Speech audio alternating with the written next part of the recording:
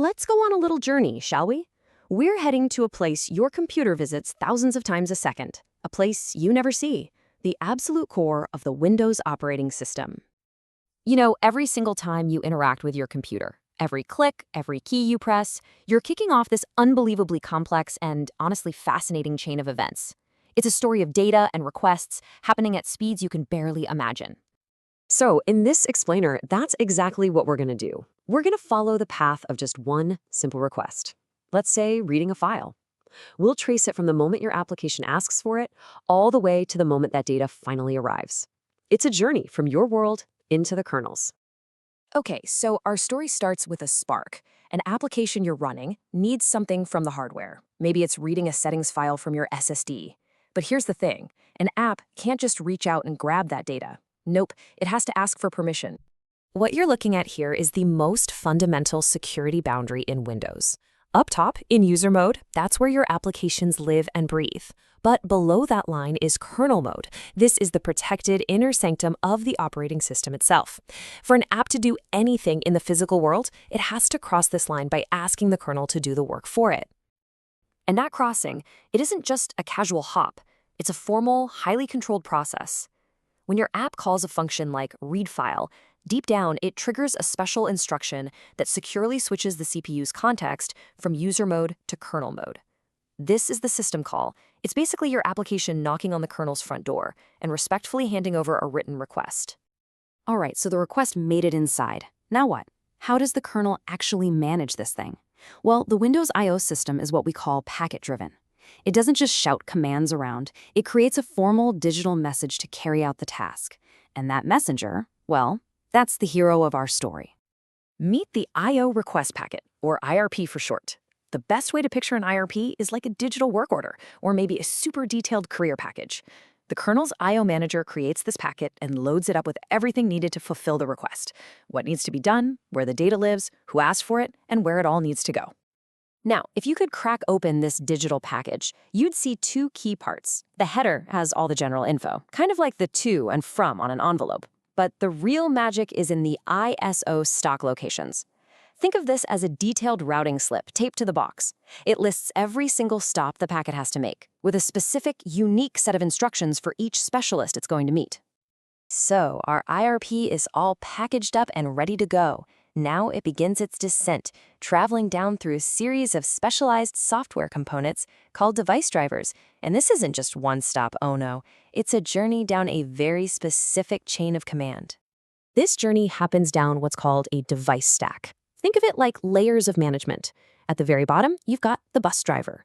This driver speaks the raw language of the hardware, USB, PCI, you name it. In the middle, there's the function driver, which understands the specific device itself, like your particular brand of hard drive. And then, layered on top, you can have filter drivers that can jump in to add extra features, like encryption or real-time virus scanning. And here's how it plays out. The I/O manager hands our IRP to the very top driver in the stack.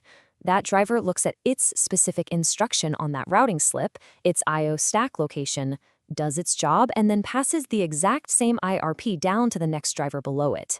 Each driver in the chain effectively peels off and processes its own set of instructions until the IRP finally reaches the bus driver at the bottom, which translates the request into electrical signals the hardware can actually understand. And there we have it. Our little work order has reached its final destination, the physical device. This is the moment of truth, the climax of the story. This is where data is actually read from the disk and gets ready for its trip all the way back up to your application. But hang on a second, this brings up a massive, critical security question. The device driver is running in kernel mode, right? It has the keys to the kingdom. Your application is way over in user mode, living in its own private, protected memory space. How on earth do you get the data across that huge divide without letting a low-level driver just scribble all over your application's memory? Well, the simplest and safest way is called buffered I/O. Here, the I/O manager creates a temporary, trusted holding area, a buffer, in a secure part of kernel memory. The device driver writes the data there. Then, once it's all safely in, the I/O manager itself performs a second copy, moving the data from its kernel buffer over to your application's buffer.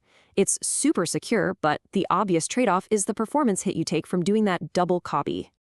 Now, for situations that demand higher performance, Windows uses this absolutely brilliant mechanism called Direct I/O. Instead of that double copy, the memory manager creates something called a memory descriptor list, or MDL. An MDL is basically a permission slip. It precisely describes the physical memory pages that belong to your application's buffer. It then locks those pages in memory so they can't move, and hands this permission slip to the driver. Now, the driver can write directly into your application's memory, but, and this is the key, it can only write to the exact location spelled out in the MDL. It's like a secure, temporary bridge that completely avoids the copy. So, when you boil it all down, the choice of which method to use is a classic engineering trade-off. Do you want the safety and simplicity of buffered I/O, but pay for it with that double copy performance cost? Or do you go for the blazing speed of direct I/O, which makes things a bit more complex for the driver developer? There's even a third option, neither I/O, which gives the driver total flexibility, but also puts the entire burden of security squarely on its shoulders.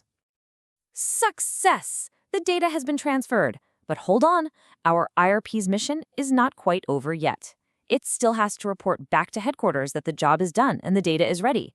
And this completion process is just as elegant as the request itself. The whole thing is designed for maximum efficiency. First, the hardware sends a signal, an interrupt, to the CPU. This kicks off a high-priority routine to handle the really time-sensitive stuff. The driver then calls a function, IO complete request, which officially tells the IO manager, mission accomplished. And then the real magic happens. Instead of making your application wait around, the kernel uses this slick mechanism, an asynchronous procedure call, to gently tap the original application thread on the shoulder and say, hey, just so you know, your data's ready. The application never had to stop what it was doing. It's brilliant. And with that, our little IRP's long journey comes to an end. It was created, dispatched, passed down a chain of command, it oversaw a complex and secure data transfer, and it reported its own completion. The application got what it asked for, and the whole system is now ready for the next 100,000 requests just like it. But here's the thing to think about. This entire beautiful, incredibly efficient, packet-driven system, it's all built on a foundation of trust. It trusts that every single driver in that stack is going to do its job correctly, play by the rules, and pass that IRP along. Which raises a pretty fascinating final question. In a system this complex, what happens when one of those components goes rogue? What are the safeguards against a buggy or even a malicious driver? Well, that is a story for another time. If you want to help me out, please smash that like button, leave a random comment, and subscribe if you want to become a better hacker.